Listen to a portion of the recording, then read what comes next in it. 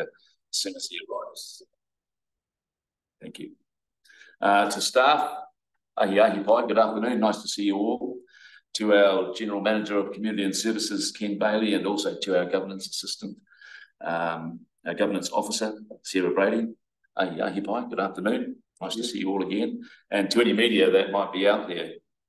Before we get the meeting underway, I think it's only right with what's going on with our community, and this being a meeting of the Community and Services Committee, just to speak briefly to the boil water notice and to acknowledge and send our best wishes to those who have been struck down by whatever is out there at the moment. Our thoughts are with you as the Community and Services Committee. We do know that staff are working long hours to try and rectify it and get it back, to find out what the issue is and to get it back to normal. So just a thought this afternoon to those that have been struck down by the bug that is obviously trying to circulate our communities. Right, to our agenda, and first off, it's apologies. We've got no apologies received. We are expecting Mr. Councillor Tucker to be on board very shortly, but no apologies received. So we'll move on to declarations of conflict of interest. Any declarations, councillors, of conflict of interest on our agenda? No, no, no. So we go over the page.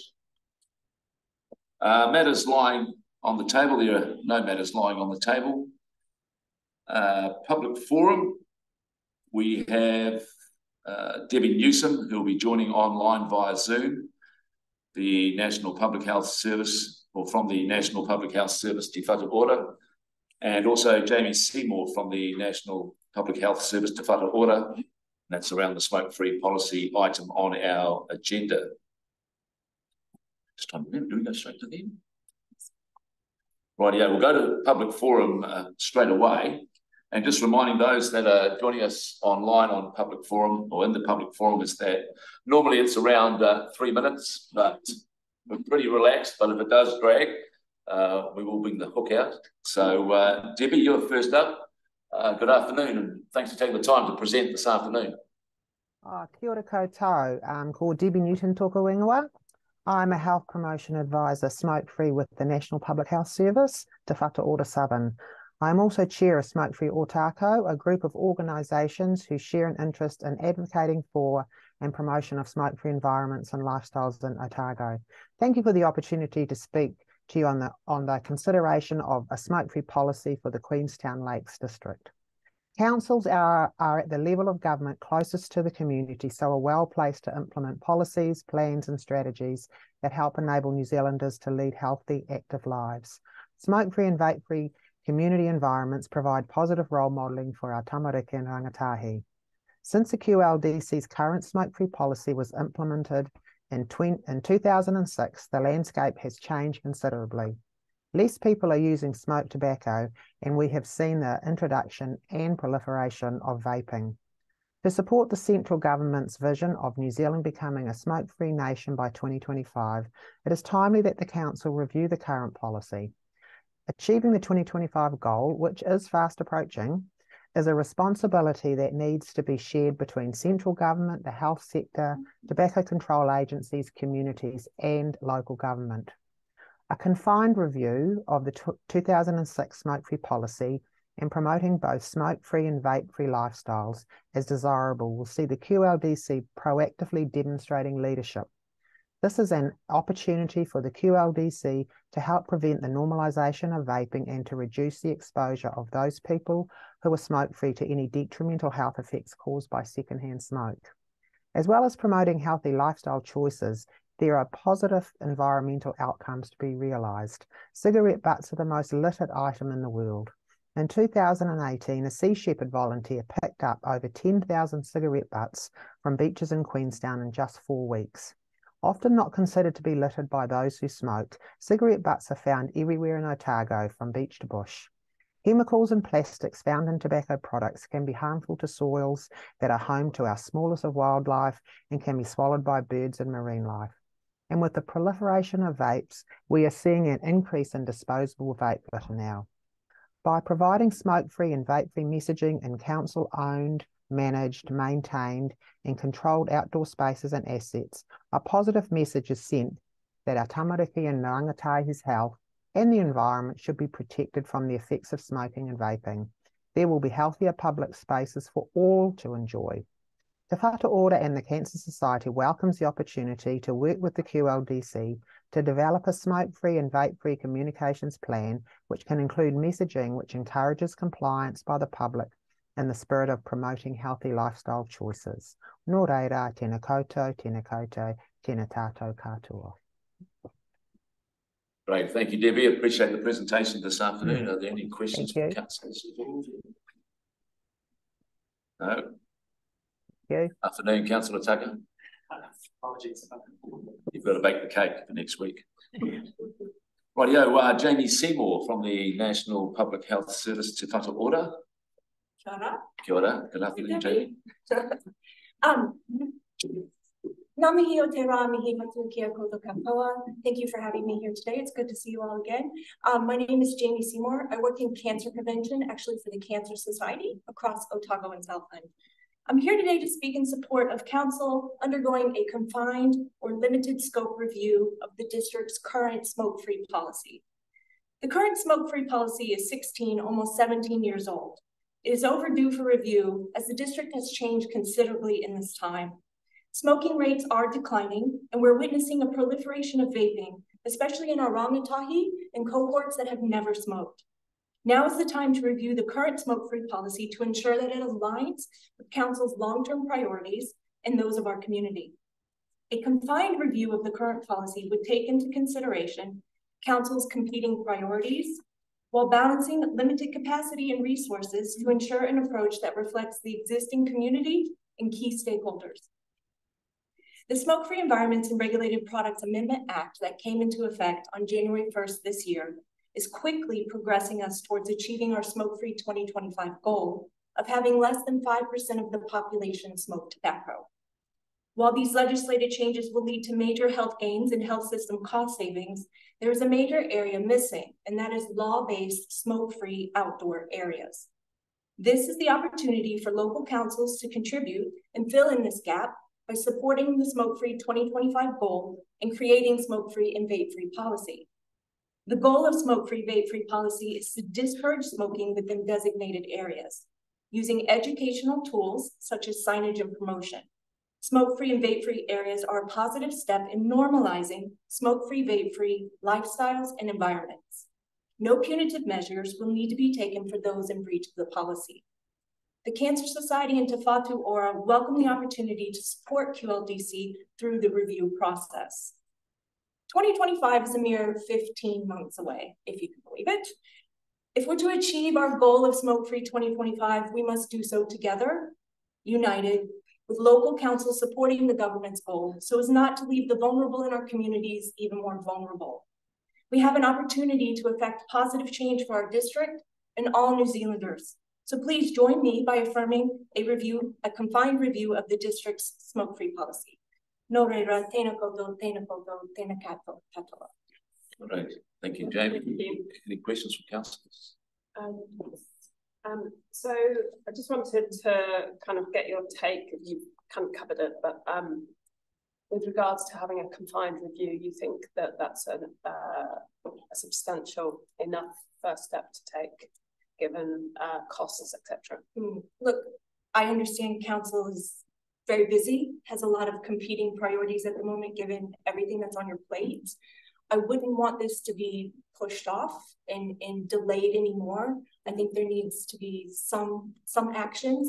And while this is a first step, it is just a first step, and that more will come in coming years as future reviews occur. So I am incredibly mindful and realistic of what can council do today to get things going, because we are so close to 2025 and we need action. So I think Te Whatu Ora and the Cancer Society support this confined review, limited scope review, just to get things moving. Sure. And keep any further delays from happening. Thank you. Great, thank you, Jamie. Thanks for your presentation this afternoon. We do need confirmation of the agenda, that the agenda be confirmed without addition or alteration. Do we have a mover? Councillor Bruce, yes, thank you, Barry. And a seconder? Councillor Matt Wong. All those in favour? Aye. Opposed? Carried. Thank you. Confirmation of the minutes of the ordinary meeting of the Community and Services Committee held on the 27th of June of this year, 2023. The resolution is that the minutes of the 27th of June, 2023 Community and Services meeting be confirmed as a true and correct record. Do we have a mover? Councillor Guy, thank you. And a seconder? Councillor Bruce, thank you. All those in favour? Aye. Opposed? Carried. Thank you. We move on to agenda item number 1, which is the Arrowtown tree removal and replanting program. The author's report is Brianna Pringle from Parks and Open Spaces, their planning manager, and Lee Rowley, our arborist, joining Brianna this afternoon. Thank you, staff. We've also got a volunteer coordinator. Great. Great, thank you.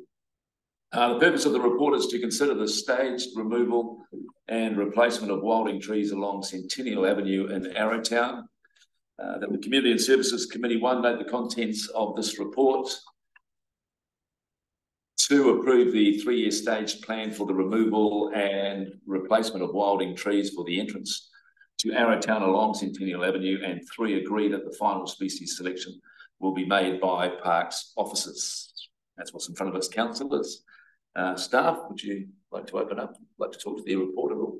Yes, so we've consulted with the community and the community groups in the golf course in Arrowtown and have come up with this plan for the 3-staged removal, starting with stage 1 is the furthest away from Arrowtown. And I just wanted to note that, which is in the report, only half the trees will be going. There are around about just under 40 trees which are exotic, which will stay there. So it's not completely removing all the trees along that avenue. And we are just working with the wilding group to understand if it can be carried out within budgets over the next 3 years, and if not, it would just move further out. But that would be dependent on the approval today. Happy to answer any questions. Thank you, Brianna. Before we get underway, just to remind councillors, all questions addressed through the chair, please. And I'd just like to note from my perspective to get underway is that I note the staged approach, and I note the strong community engagement with the Arrowtown community and all the stakeholders. So I'd like to think that through this staged process that there is that continued strong engagement with the community and stakeholders through each step of the process. Thank you. Councillors. Sorry, Councillor Barry Bruce. Through the chair, of course. Brianna, are the trees going to be moved in blocks or removed in blocks and replaced, or are they going to be intermittently removed and replaced? So the plan is working with the crew at the time. They will take out all of them in one go with traffic management, but leaving the exotic trees that are non-wilding. So yes, all in one go. All in one go. Mm-hmm. Within that block stage, yeah, over probably a week's time. It's not a question. It's just to say thank you for all the work that you've done since the committee meeting where we actually proposed to do this. So I realise that there's a lot of extra work that came about because of this. But yeah, so thank you. Thank you, and that's to a bit and Lee. Yeah, they've put in a lot of work with working with the community, which has been great. Councillor Guy. Thank you, through the chair, and get back up Councillor White's statements. The community have really heard you hear them, and I've had so many people come back that this has been really fair consideration, and that they're grateful that they've had the opportunity to stage it. They like the look of the fact that there's a maintenance schedule in there, that we've looked at the fact of creating a legacy entrance into the village, considering colour and all those other criteria. The only question I had, and it's just around that species availability, really, that the final decision will sit with you guys as to what gets planted in there, and the community seeking some assurance that there'll be a bit of lead time in looking for that, so that if it does take us perhaps to the end of the 3-year cycle to find some of those really gorgeous specimen trees that will add to the colour and nature. I guess they're just reaffirming that you've demonstrated really great kaitiakitanga and how you've listened to this, and that the hope is that continues and the trees that we source and find there. And I think it's going to look great. So thank you for the response to that, and understand the frustration of the groups that are so passionate about the work of removing the wildings and the delay and uncertainty around budgets that the intervention created. So thanks for your good work. But yeah, my question about species is there, buried in there. How do we sort of go about finding these types of trees at the right time, at the right size?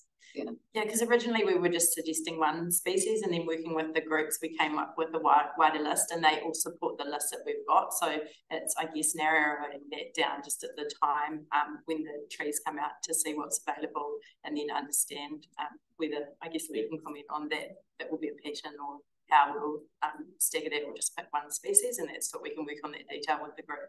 Yeah, and with the 3-year staging, what we can do is work with the nurseries to kind of look at the stock, inspect it, and like audit that stock for like 3 years, just so we know that we're going to get those trees in 3 years' time. It's really important to make sure we do that. Are they hard to find? These species are all available, but in that quantity, that time frame, it's tricky unless we do that kind of work with the nurseries, let them know where we're going to want to buy them and plant them. So yeah, they are around. Like I said, the list there's options, but I think there's 2 which are standing out as more popular options, like the Oriental Plane and the Cloud Ash.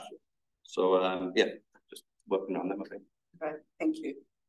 I think through you, Chair, the point that you outlined at the start is one of the team to work with the communities.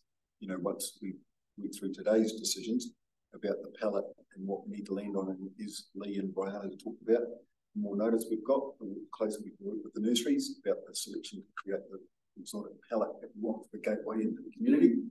And we can do that through that time. Thank you. Any other questions from councillors? No. Thank you, staff, for your work on this. The resolution in front of us is that the Community and Services Committee, one, note the contents of this report and approve the 3-year staged plan for the removal and replacement of wilding trees for the entrance to Arrowtown along Centennial Ave. And 3, agree that the final species selection will be made by Parks officers. Do we have a mover? Councillor Whitehead, a seconder? Councillor Guy? All those in favour? Aye. Opposed? No one? Carried. Thank you. Thank you. Thank you. Thank you. Keep up the good work. Right, agenda item number 2, the smoke-free policy issues and options. And joined at the table by Senior Policy Advisor Luke Place and Marie Day from our community, or who is our Community Partnerships Manager. Good afternoon to you too. The purpose of this report is to I'll get down the bottom here, so reading all that out. The resolution required is that the Community and Services Committee, 1, note the contents of this report, and 2, confirm the commencement of a confined review, option 2 is set out in table 4 in the agenda, of the 2006 smoke-free policy in playground, sports fields and swimming pools. Welcome, staff. Anyone like to talk to the report at all? First on, Luke, yes. Thank you. Kia ora, councillors, good afternoon. As the Chair has outlined, I'm Luke Place, I'm a Senior Policy Advisor at Council, and Marie Day is joining us today. So just got a brief written statement here for you that I'll read out. So the agenda item presents an overview of the current information on smoking and vaping activity in the Queenstown Lakes District, provides a preliminary assessment of the options available to elected members to progress with a review of the existing smoke-free policy, and recommends a way forward. Following analysis, the recommendation before you is to confirm the commencement of a confined review approach to the existing smoke-free policy. This confined review approach is set out in option 2 of table 4 of the agenda item. Marie's had a really long involvement in the smoke-free policy at Council, and her team will be leading the review of the policy with the assistance of the policy team. So Marie and I are happy to answer any questions that you might have. Right, councillors, any questions? Councillor Wong. Thank you, through the Chair. I know option 3 comes at a cost, a significant cost. I'd just like to allow you a chance to paint a picture of what that cost might look like if we did go for option 3. Yeah, sure. Yeah. I can probably start off, and Marie can assist. So, as outlined in table 4 there, it really looks to try and significantly take time to understand what the issues are that our district will be facing in terms of vaping and smoking activity. So, talked about significant engagement, possibly getting some expert input from an external technical expert on regard to smoking and vaping activity. Yeah, there would likely be quite an intensive engagement process with the community and with other stakeholders, including with the tourism industry as well. So yeah, that's just I can't give you an exact figure about how much those bits of work might take, but it certainly would be a reasonable amount of resources from the council. Maybe Marie, you can add to that. Yeah, I suppose just the thinking around this has really been based on, you know, the challenges we're dealing with as a council right now, and the different prioritisations we think about around what's going to be possible at the moment. I would think the costs, as Luke outlined, really are around that engagement. What would our business community want to see happening in this space? How much work we're going to have to do to bring the business community on a journey with us around these changes, particularly with vaping, as the community forum pointed out. You know, we're seeing a drop in smoking as a major issue, but vaping is increasing. What does that look like for businesses? We also really don't yet understand what the tourism sector might want, what approach they might want to take with this. Again, a lot of our initial findings when we started this process in 2019 were that it's likely that a lot of the smokers we see in our district are potentially visitors rather than locals. Again, we don't know the figures around vaping. Again, so there's a bit of research to do. We would look to do this with Te Whatu Ora and the Cancer Society as partners in this process. But until we did some analysis, we wouldn't really understand the full cost, but I would imagine it would take more time and more resources. Councillor Whitehead. So obviously, I mean, in an ideal world, we'd do a whole scale review. Mm-hmm. With regards to doing confined scope, I guess we can kind of, as you say, like the report's brilliant, by the way, so thank you very much, because I think it spells everything out very well. So it brings us up to the contemporary regulatory regimes. Mm-hmm. And then do you think that would allow us to kind of put as almost like a step kind of review process in place for the future, so that we can, say, in 2 to 3 years, come back and look at how to pull that up? And yeah, I definitely probably want no more than a 3-year review cycle for this. It probably looking at the 2025 smoke-free deadline, it might be appropriate to look at something, even though that's not that far out. We might want to look at what that looks like in 15 months around that. You know, we need a bit of direction from central government on that. We don't yet really know what the expectations are once that deadline has been set. There are still some gaps from a national policy point of view around the expectation for managing smoke-free environments, which I would see us wanting to continue to advocate for. So at the moment, councils have to put these smoke-free zones or smoke, you know, and when you think about our reserves aren't covered at a national level by any kind of smoke-free or vape-free policies. We have to set it at a local level, and that makes every council have to come up with different rules around how they would do that. Would we want to see that as a bylaw? No council has a bylaw around this, and enforcement. Well, enforcement is like there's lots of international evidence that enforcement isn't really the way to go. It's an education-based approach. Okay, thank you. It was interesting being out and about over the past couple of days with the waste drop-in sessions and talking to staff about the impact of lithium batteries, vapes, the impact of them on our disposal facilities, and little fires and stuff like that have occurred. And I wasn't aware of that until it was brought to my attention. I can see Jamie nodding her head in the background there. Yeah, so I know this is a subject that's been bandied around the table and has received various hits on it over the years, and I think Marie, you've had a long time with council, and you know, I think there is a desire to see something with a bit more teeth, and obviously, as has been mentioned by councillors here around the table this afternoon, you know, the desire is to see us as active as we can be, and probably being a little, you know, I think one comment I read from a councillor during the week was to be a bit brave around the subject, you know, but I've read the report, listened to those in the public forum and comments from councillors, so I'm sitting pretty comfortable with this, but I think you are aware of the desire of a number of councillors to try and move this along as quickly and as strongly as we can. Any other comments or councillors? Yes, please. Again, I just wanted to thank Jamie Seymour in particular because she is such a strong advocate, and in the public places and activities bylaw, can't remember the name, but sorry, it obviously gave us the opportunity to kind of review this and bring it back to the table. So yeah, thank you for that.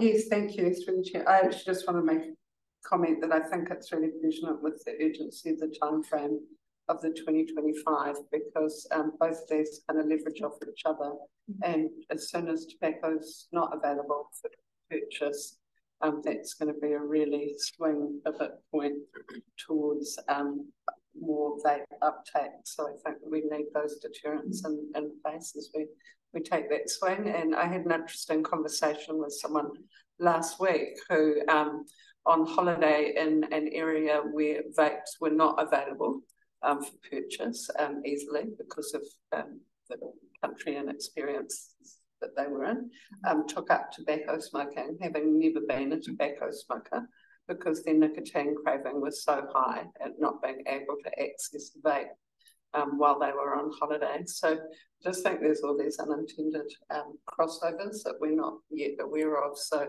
backing other councillors' statements around let's be a little bit brave in viewing some of the wellbeing unintended consequences of not packaging this altogether. Particularly our young people. Good point. Yeah. Thank you. Any other questions from councillors at all? Rightio, we'll move to the resolution. In front of me is that or in front of us is that the Community and Services Committee, 1, note the contents of this report. 2, confirm the commencement of a confined review, option 2 set out in table 4 in the agenda, of the 2006 smoke-free policy in playground, sports fields and swimming pools. Do we have a mover? Councillor Bruce. Do we have a seconder? Councillor Tucker. All those in favour? Aye. Opposed? Carried. Thank you. Thank you. Start. Thank you. Thank you. May I ask a quick photo just for the Cancer Society newsletter now that we've all voted? If that's okay, if that's appropriate? Chair. Yes. Okay.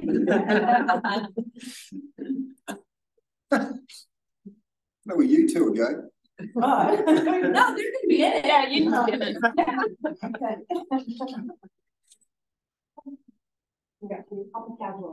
Smiley faces, councillors, come on. You're in.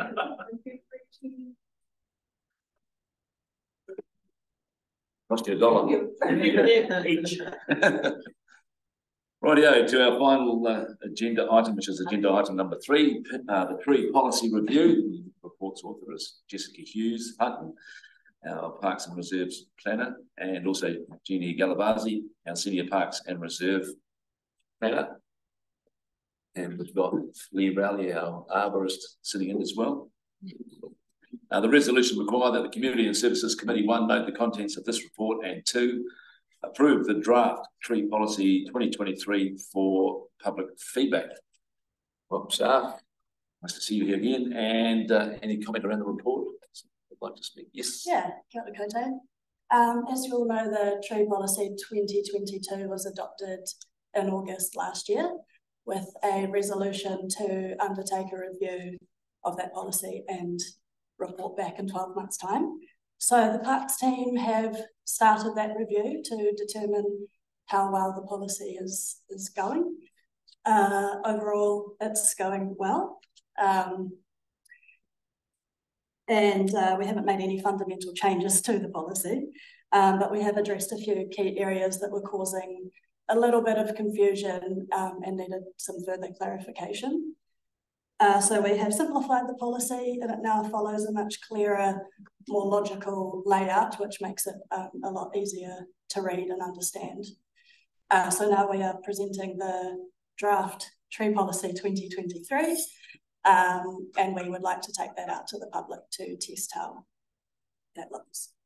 Great, thank you. It's been great to have the tree policy over the last 12 months and to be able to refer to it, to guide us. And as we know, in our communities, trees are certainly in the top 4 inches. You go near a tree today, you've got to be aware of what you're doing, and the tree policy has been fantastic. It's great that there's flexibility and scope for us to amend as we see fit, as long as we're all agreeable. So thank you for the work that you've done. Questions from councillors to staff?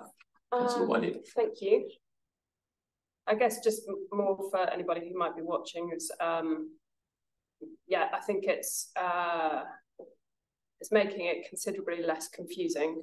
And as councillors, it is really hard to make. I find it really challenging to make decisions around trees, not having a background in arborism or anything. And I've referred to it before, that kind of idea that all trees are equal, but some are more equal than others. And it's kind of becomes really challenging, given that every tree has significance to somebody or not. So I think you've made it much clearer. And also, I just wanted to ask about the evaluation method, just for anybody watching.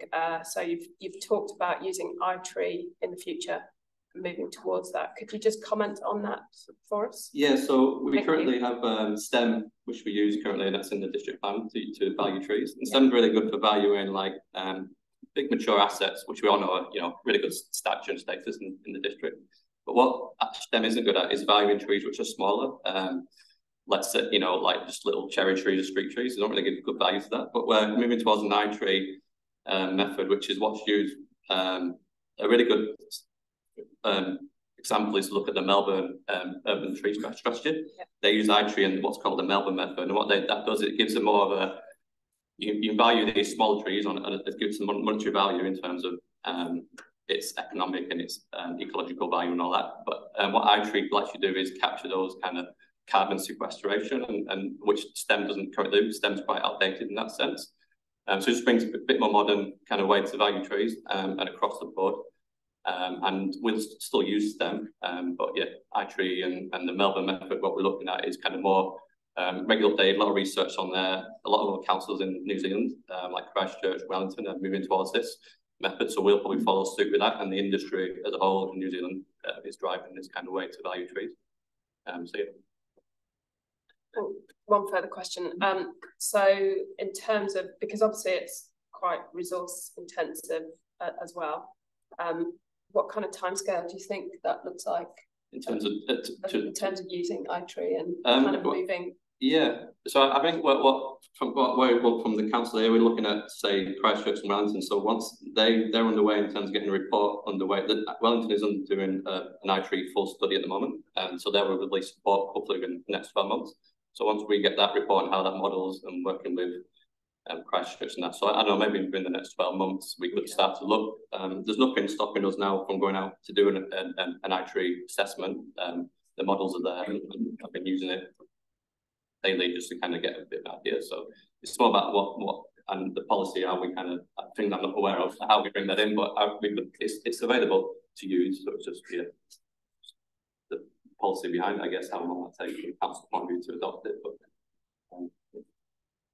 and I guess still what we do with that valuation, do we require financial payment? Exactly in line with what that valuation is, or we're sort of on a bit of a journey with that at the moment? Not quite ready to go from 0 to 100 just yet. Yeah. Thank you. Any other questions, councillors? No, just a comment. Thanks very much for tweaking that. There was a few grey areas in there that we learned, I guess, once the first tree policy came through, and we've experienced it as new councillors as well. So it's great to see it, some of those sticking points start to get resolved now. So Thanks very much for the work. Yeah, just out of interest, we've taken a few trees down. So how's the replanting, the 2-for-1 going? Where are we at with that? Yeah, I know our council's programme, our own internals planting is underway currently, and I think what was in this, I can't remember the numbers, but we're planting 300 trees this season, and they'll be in the ground by end of October. And then we're also looking at planting some more trees in the autumn period. So in terms of our own removals of trees, we're above and beyond what we remove as a council. In terms of tree applications which come in, it's quite tricky to follow up to see these people are planting those trees. So it's still a bit of work we need to do, I guess, on that. But every application that does go out is only approved on the basis that 2 trees are planted. So, and I think that the tally here was 142 removals. So, you know, we should be having double those trees planted. It's just going out now and make sure that's happening really. But yeah, there's no applications really approved without that approval to plant. And we also get a lot of applications where they remove 1 tree, but they'll plant 100 native trees. So I think we're exceeding what we would. We just can't confirm it without having a look. Great. Yeah, keep up the great work. Rightio, no more questions. One more question, yes. Just perhaps one last comment on that was that backing up what other councillors have said about clarifying our grey areas. I suppose sorry, I just lost my question in amongst that. Where was I?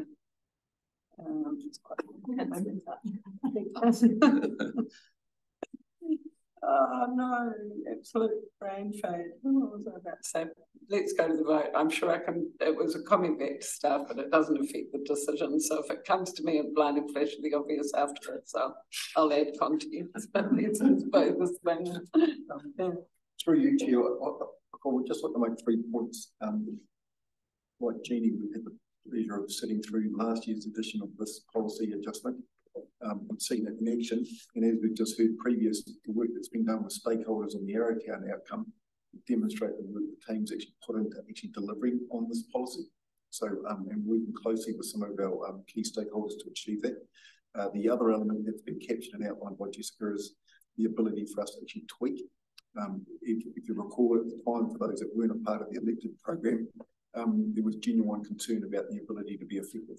And the third element I'd just like to reiterate is the quality of what the team's pulled together, and for Lee to be actually able to outline the data is one of the key challenges that we had from the outset. So collectively, the team have actually delivered within the receipt of a resolution to be back at this table, and actually they've got a lot of energy to make sure we've got a really quality document to take back out to the community with decisions made to do so to consult.